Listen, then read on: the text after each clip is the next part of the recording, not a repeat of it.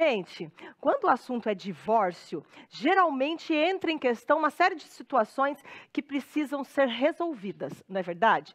Mas você sabia que houve um aumento na procura da justiça com relação à guarda dos animais de estimação após a separação? Pois é, a advogada Maísa Modari vai explicar mais sobre essa situação para a gente. Olha só. Um prazer estar aqui conversando com vocês novamente. Obrigada pelo convite. E vamos conversar então sobre a guarda de animais, né?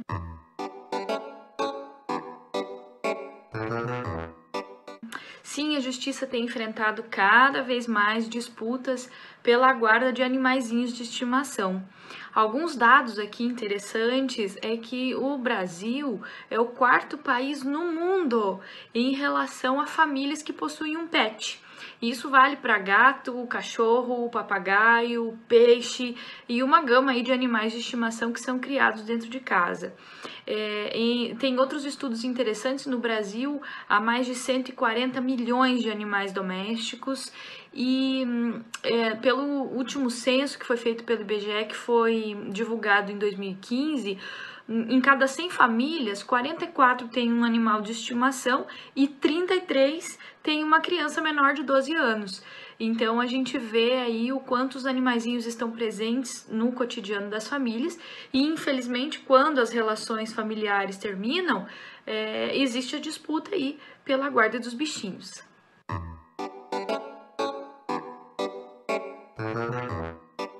Na maioria dos casos, sim, existe uma disputa judicial, tá?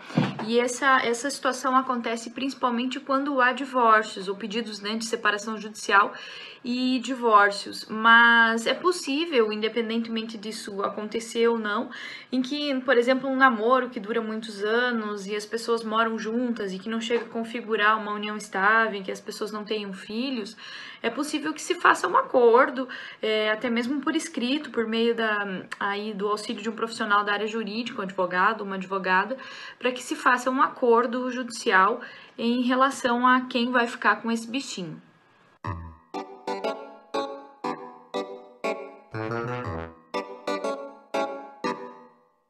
Assim como quando há disputa de guarda de crianças, a dos animais de estimação tem que levar em conta um critério aí de bem-estar do animal e das pessoas envolvidas, né? Então, assim, pela lei, hoje o Código Civil estabelece que o animal é uma coisa, tá? É um bem sujeito à propriedade. Mas o judiciário tem caminhado, em que pese aqui a ausência de uma lei específica, caminhado no seguinte sentido, de que muito embora seja considerado pela lei uma coisa, provoca aí uma gama de sentimentos muito grande nas pessoas que estão envolvidas e até do próprio animalzinho. Há inúmeras decisões judiciais que entendem os animais como seres senescentes, ou seja, seres que têm sentimento, que entendem algumas coisas da forma deles, mas entendem, né? Então o judiciário tem entendido que é necessário aí que se faça uma prova no processo, principalmente de quem cuidava mais do bichinho. Então veja, muito embora seja lá uma coisa sujeita a uma propriedade, hoje em dia a gente considera nos processos judiciais, muito mais importante com quem esse animal ficava, quem cuidava, quem dava ração, quem levava ao veterinário, quem levava para passear, do que de fato quem comprou. Então, não necessariamente quem tem a propriedade, porque adquiriu este bem móvel, essa coisa, que na verdade não gosto dessa expressão, mas é assim que a lei trata, não necessariamente quem comprou é quem vai ter a guarda ou a custódia do animal.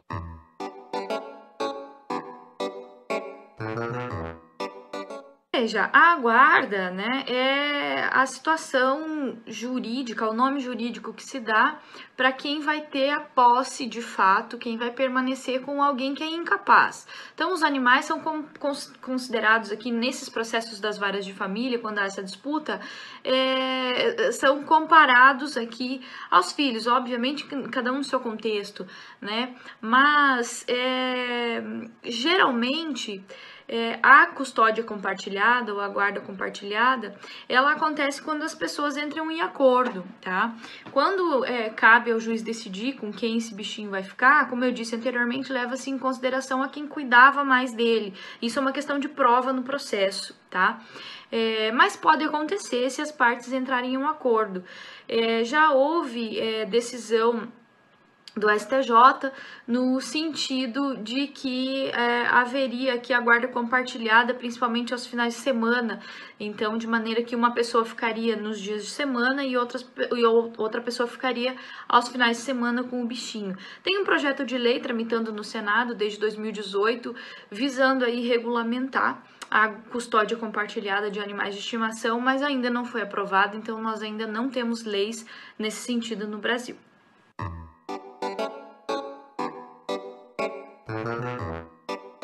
Sim, quando o casal tem filhos, geralmente esses filhos são muito ligados ao animalzinho e a gente que está aí advogando há muitos anos, a gente sabe o impacto que um divórcio gera nas crianças, né? Então, em muitas situações é levado em consideração assim, a criança já vai ficar morando com o pai ou com a mãe, distante do pai ou da mãe, então é muito difícil que fique longe do bichinho também. Então, lógico que isso não é uma regra, como eu disse, não tem uma lei que determina especificamente como que isso vai ser decidido, mas geralmente quem fica com a guarda do bichinho é quem também ficou com a guarda dos filhos, pensando aqui, logicamente, no melhor interesse dessas crianças, né, para evitar aí um maior sofrimento.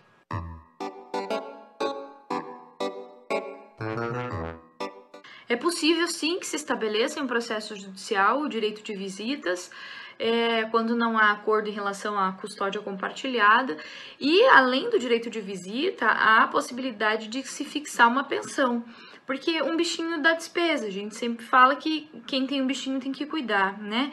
E isso compreende ração, veterinário, banho, toda uma série de situações que esse bichinho tinha enquanto durava esse casamento, essa união estável. Então, depois disso, as despesas permanecem. Então, é possível sim que se fixe num processo o dever de pagamento de pensão e o direito de visitas, sim. Inclusive, já teve processos em que foi determinada a busca e apreensão desse animal, em que uma pessoa pegou o animal numa época em que poderia estar visitando e depois não devolveu. Então, houve um pedido de busca e apreensão e foi determinado. Isso é muito importante que se diga também.